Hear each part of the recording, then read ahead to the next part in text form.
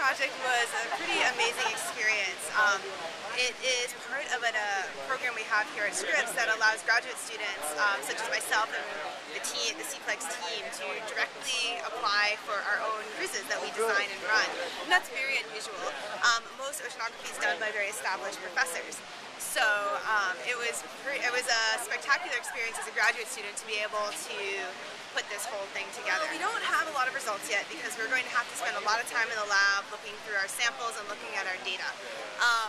But what we can say is that we did 132 surface net tows, and of those 100 consecutive tows, we found plastic in those samples. Now there could be more plastic there could be more plastic that we couldn't see. We're going to sort it all under a microscope and look. But I thought it was very surprising that there was visible plastic in 100 straight tows. You don't find that abundance of things pretty much anywhere in the ocean. So we think it means there's a lot of plastic out there. When you get something in that many things all in a row, it probably means that there's a lot of it. Potential impacts include toxins being transferred from the plastic to the marine life, and we have Chelsea, our toxicologist, looking at that. Being ingested by fish and birds. So we'll be looking at our fish samples to see if there's any plastic in their guts. It also could just change the way that organisms move through the ocean. So the open ocean shouldn't have hard surfaces. Sure, there's some wood that would naturally make it out there, but not very much. So having all these hard particles in the ocean could potentially change the ecosystem.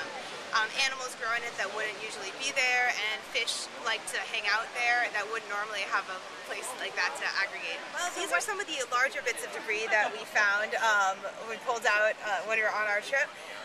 So all kinds of waste paper baskets. This is some line, a big tangle of line. Bottle. These are barnacles growing on it, gooseneck barnacles, which is actually what's putting forth the mighty powerful stench. But I also wanted to show you these are more of the size of most of the pieces that we found. These little particles about the less size of your pinky nail, and an unfortunate crab that got in there too. So this is the vast majority of the stuff out there. There's no islands.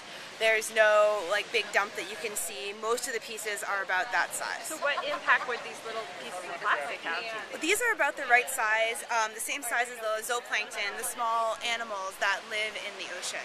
So these are the size that would potentially be ingested by birds and fish. Well, I really didn't expect there to be that much out there. There was one day, one very calm day, where the surface was glassy and I went out in the small boat and there was so much plastic just floating there that you could just see it floating.